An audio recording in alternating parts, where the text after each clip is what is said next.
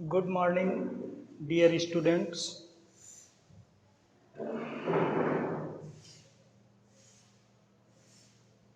Today's thought में हमने एक स्लोगन लिखा हुआ है, इस पे ध्यान दें। माना कोरोना एक महामारी है, माना कोरोना एक महामारी है, पर इससे जीतने की जंग जारी है, पर इससे जीतने की जंग जारी है। इसके बाद हम लोग अपने टॉपिक पर आते हैं। कल आपने इंट्रोगेटिव सेंटेंस पढ़ा और आज हम लोग इम्परेटिव सेंटेंस पढ़ेंगे। क्या पढ़ेंगे? Imperative sentence. इम्परेटिव सेंटेंस को आप लोग हिंदी में राहुल क्या बोलते हैं? हाँ, आदेशात्मक वाक्य।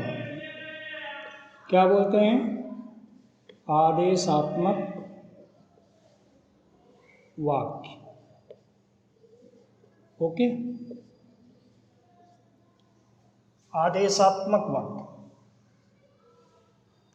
जनरली हम लोग इसे आदेशात्मक वाक्य बोलते हैं, लेकिन इसमें भाव, आदेश, इट मीन्स ऑर्डर, एडवाइस और रिक्वेस्ट का होता है। फिर से देखें, इसमें ऑर्डर, आदेश का भाव भी हो सकता है। नंबर 2 में एडवाइस। एडवाइस को हिंदी में क्या बोलते हैं बेटा? सलाह। क्या बोलते हैं? सलाह। और तीसरा मैंने कहा रिक्वेस्ट। रिक्वेस्ट को हम क्या बोलते हैं? प्रार्थना। अच्छा बच्चों, रिक्वेस्ट और प्रे में क्या अंतर है? रिक्वेस्ट और प्रे में क्या अंतर है?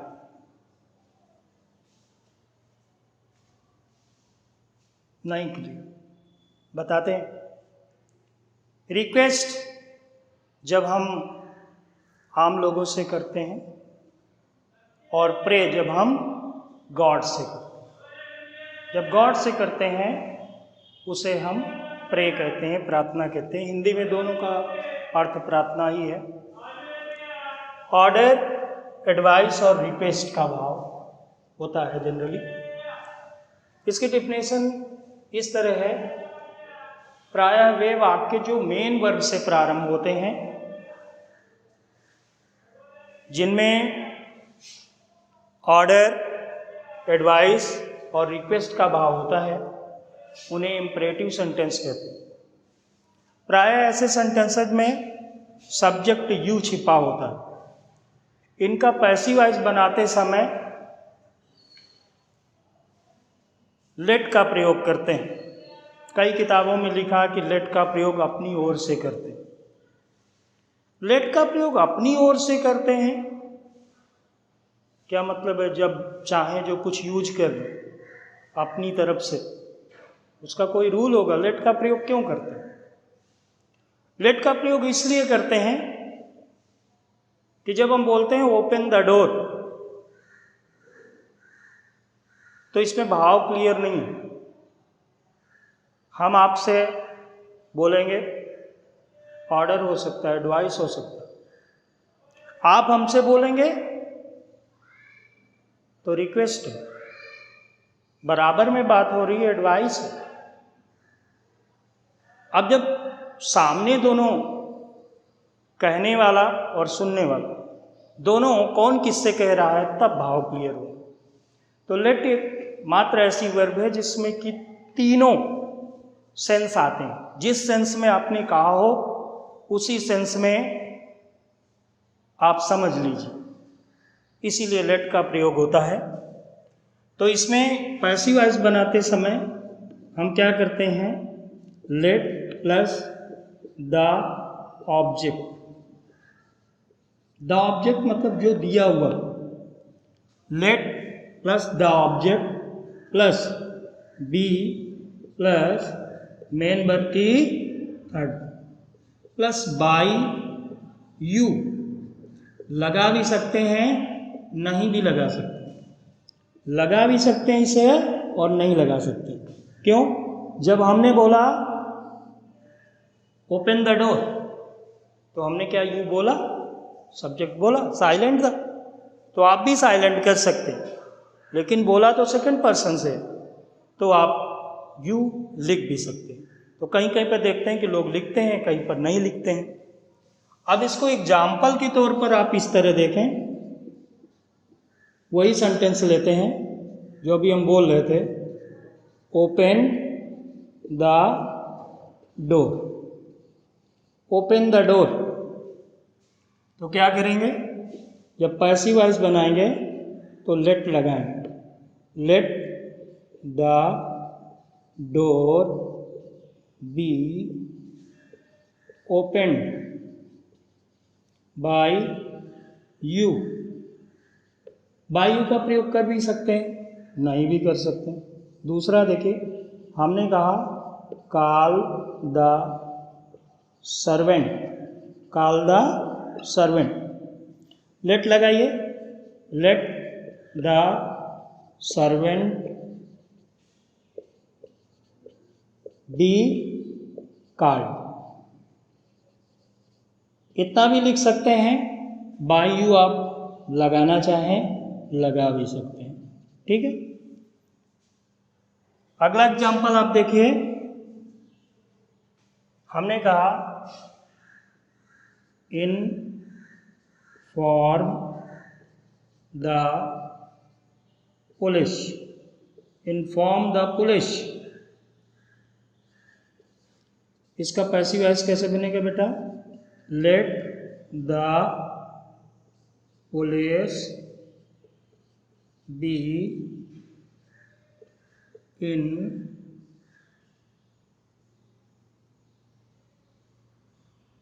Late the police be informed. Okay, ये अगला एग्जाम्पल हम लेते हैं, change the sentence into passive voice। Change the sentence into passive voice। हाँ, आप सोच रहे हैं कि इसमें सेंटेंस तो लिखा ही नहीं, हम किसको बनाएंगे बेटा, इसी सेंटेंस को बनाना है जैसे सभी को बनाते हैं। इसमें सरप्राइज होने की आवश्यकता नहीं है। क्या बनाएंगे, लेट को पहले लगा, लेट द सेंटेंस बी लगा दीजिए, चेंज इनटू पैसिव वॉइस।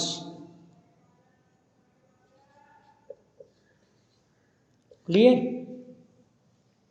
ये आपको समझ में आया होगा, तो इसको आप नोट कर लें।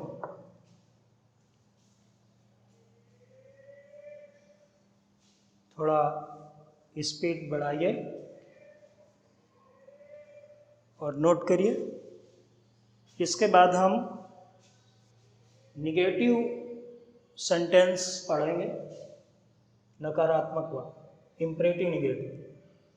तो उसका हम लोग स्ट्रक्चर किस तरह बनाएंगे, उसमें जैसे ये सेंटेंस आप लिखा हुआ, अब इसमें डू नॉट आएगा, किसी भी सेंटेंस में कर दें। तो यहाँ पर पैसिव वॉइस बनाते समय क्या हो जाएगा, ये जो बी लिखा हुआ इसमें केवल आपको नॉट बी कर देना। क्या कर देना है? नॉट बी कर देना। ये नोट कर लीजिए। और ये निगेटिव सेंटेंसेस के लिए है, निगेटिव सेंटेंस। ओके, अब हमने दोबारा नहीं लिखा, केवल नॉट लगा दिया बी से पहले, ठीक है ना। आप इसको नोट कर लीजिए। एग्जाम्पल से बेटर आप समझ पाएंगे। हमने लिखा do not beat the child. Okay, do not beat the child. इसका पैसिव वॉइस बनाएंगे तो पैसिव वॉइस बनेगा,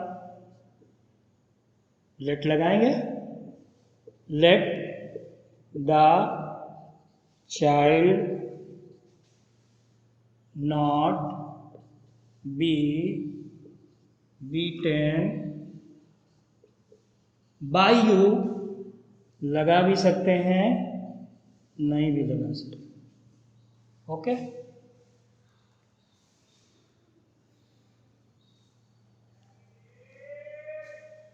मोहित बातचीत जारी। चलते हैं आज वो भी तेवर बदल बदल के, जिनको सिखाया हमने चलना संभल संभल के, जिनको सिखाया हमने चलना संभल संभल के। बातचीतें एग्जाम्पल नोट करिए, कहीं पर कोई डाउट है तो पूछ सकते हैं। हमने कहा do not insult the poor. Spelling का विशेष ध्यान रखें। बच्चे इंसल्ट को इंसर्ट लिखते हैं। इंसर्ट माने होता है डालना, प्रवेश करना। कभी कभी सिम आपका मोबाइल में इधर उधर हो जाता है तो उसमें लिख के आता है इंसर्ट द सिम, ठीक है ना। अब इसको बनाएंगे सेम उसी तरह, let the poor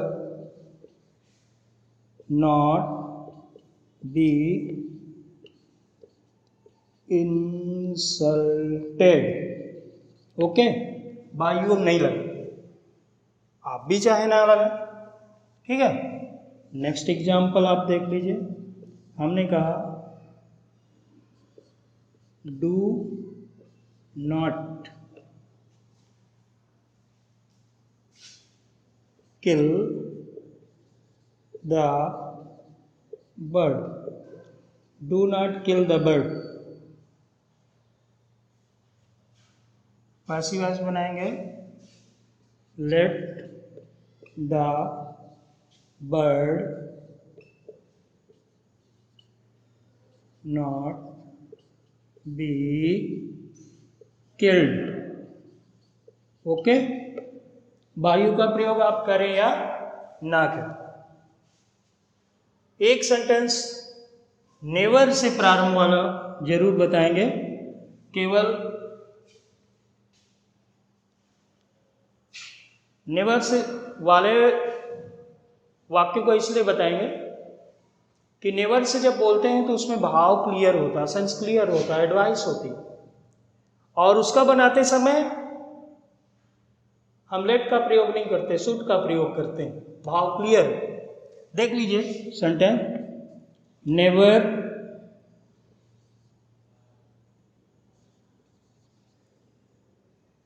do it.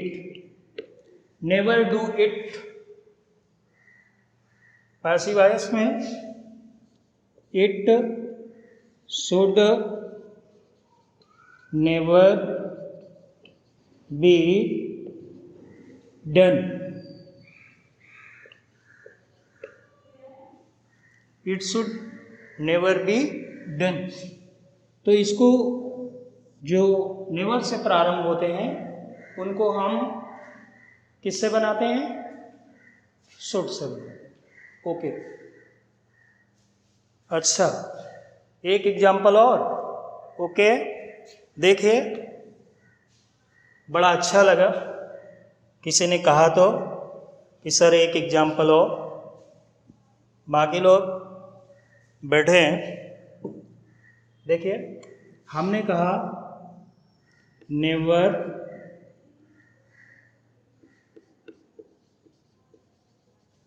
Tell a lie. Never tell a lie example number 5 होगा। अब इसको a lie should never be, third form करिए, टोल्ड बाई। यू का प्रयोग कर भी सकते हैं, नहीं भी कर सकते हैं। A lie should never be told. By you का आपको प्रयोग करना है, आप कर दीजिए, नहीं करना है मत करिए। ओके बच्चों, रिलेटिव आते हैं तो सबसे ज़्यादा आपसे पूछते हैं किस क्लास में पढ़ते हैं, तो सबसे ज़्यादा मैंने देखा है, मेरे साथ भी हुआ। मेरे अंकल आए और मुझसे पूछा, सेंटेंस बहुत छोटा था, उन्होंने कहा कि डू इट का पैसिव वॉइस बता दो बेटा, डू इट का पैसिव वॉइस बता। तो पहले तो घबराहट होती, पता नहीं क्या पूछेंगे, लेकिन हमें पता था। हमने बताया let it be done. By you का प्रयोग मैंने नहीं किया, तो उन्होंने कहा बाई यू क्यों नहीं लगाया? तो मैंने बताया कि आपने डू इट किया, और जब डू इट आपने बोला तो आपने यू को साइलेंट रखा, तो हमने भी यूज नहीं किया। बोले कॉन्सेप्ट आपका क्लियर है। ओके, ये नोट कर लिया। अब हम लोग आगे बढ़ेंगे और रिक्वेस्ट में पहुंचेंगे। दो भाव आपके कंप्लीट हो गए, पहला ऑर्डर का, दूसरा एडवाइस का, और तीसरा रूल हम रिक्वेस्ट का बताएंगे आपको, जिनमें रिक्वेस्ट का भाव होता है। किसका होता है? रिक्वेस्ट का भाव होता है। रिक्वेस्ट मतलब प्रार्थना, ठीक है। इसको इस तरह देखिए, अगर सेंटेंस में प्लीज आता है, काइंडली आता है,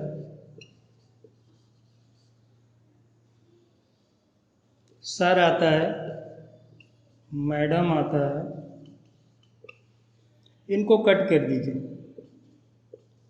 और इनको कट करने के बाद आप लिख दीजिए you are requested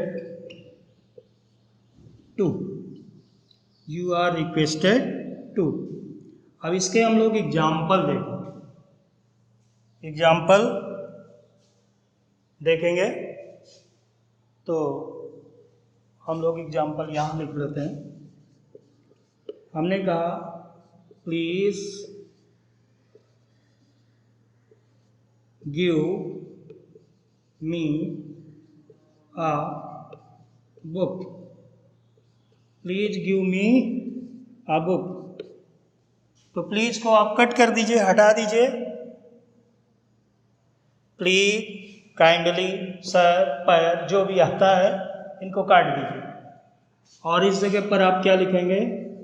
you are requested to give me a book. कुछ बच्चे सोच रहे होंगे कि गिव की थर्ड फॉर्म क्यों नहीं किया? अरे, रिक्वेस्टेड लिखा हुआ और गिव की थर्ड फॉर्म हो ही नहीं सकती क्योंकि उससे पहले टू लगा हुआ, वर्ब इन्फिनिटिव हो गई।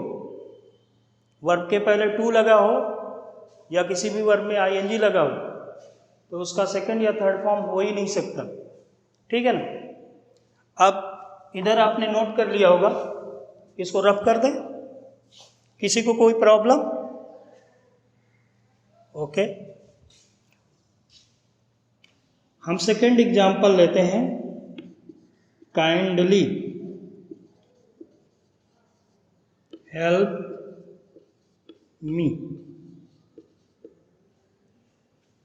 बनाएंगे आप, you are requested to help मी।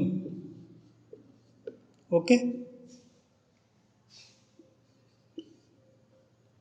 अब एक सर या मैडम में लेते एग्जांपल। हमने कहा सर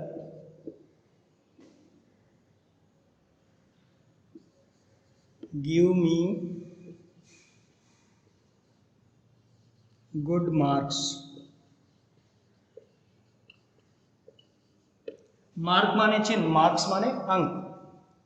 बहुत सी ऐसी वर्ब है जो सिंगुलर में अलग अर्थ देते हैं और प्लूरल में उनका अर्थ बदल जाता है।